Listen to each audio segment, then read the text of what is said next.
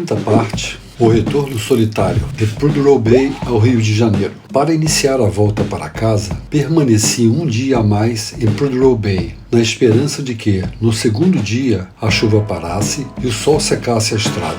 Mas, no dia seguinte, a chuva continuou molhando o permafrost, tornando parte daquele tipo de chão quase intransitável para qualquer motocicleta. Como percebi que a chuva permaneceria pelos próximos dias, resolvi arriscar surfar na lama com a Electra Glide, que já estava com o pneu traseiro bem gasto. Os protocolos de pilotagem que usei nessas condições foram os seguintes: máxima suavidade nos comandos para não derrapar, dosar o acelerador para não precisar frear, usar a redução de marcha para manter baixa velocidade nos declives e seguir em baixo giro para economizar gasolina, principalmente nas longas descidas e subidas de terreno movediço. O cuidado extremo era nas etapas em que a estrada era pura lama amarela, onde os pneus afundavam e onde, caso a moto caísse, eu não teria como a levantar. Em um desses longos declives, ainda no topo, avistei ao longe um ponto negro imóvel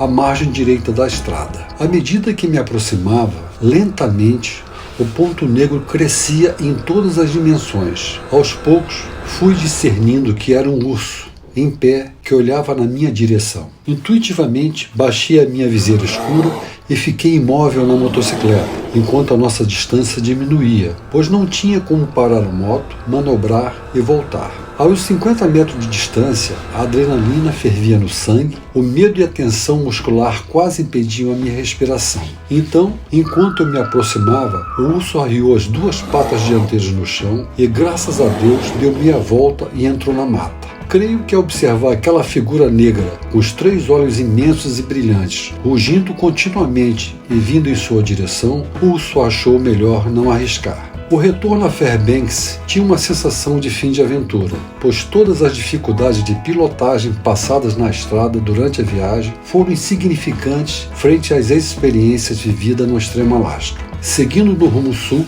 pela Alaska Highway, sob um grande temporal, atravessei a fronteira para o Canadá. Não tinha ninguém nem para olhar o passaporte. Dali em diante, revisitar todo o Yukon e rever o melhor da British Columbia foi excepcional, pois os animais selvagens pastando no acostamento da estrada e a sequência de paisagens de cartão postal pareciam nos remeter a outro mundo, de paz e rara beleza.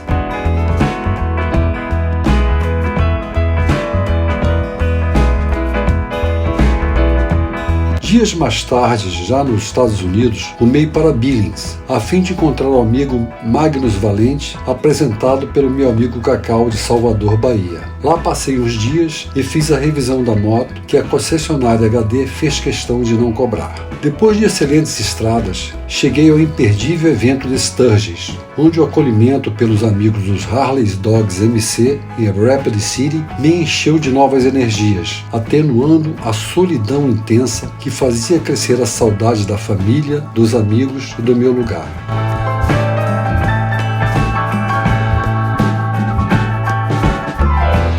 Em Chicago, o meu ânimo melhorou mais ainda ao encontrar a minha querida esposa Cláudia. Outro grande prazer foi reencontrar o Edinho acompanhado de sua esposa Cida e poder viajar de moto na companhia desses amigos de muito tempo. Após percorrermos a Cauda do Dragão, com suas 318 curvas, entre o Tennessee e a Carolina do Norte, nos despedimos em Atlanta e cada um seguiu seu destino. Então, eu estava preparado para fazer a travessia do México e da América Central, sozinho, montado em uma máquina gringa que em certos lugares chamava muito a atenção, quando eu queria passar bem despercebido. Ao chegar ao Oaxaca, no México, tive a honra de conhecer o viajeiro Antônio Braga, que me apoiou com estadia, sugeriu locais imperdíveis para conhecer e orientou como melhor lidar com os tramitadores, que ajudam os viajantes a percorrerem os labirintos das aduanas na fronteira da América Central.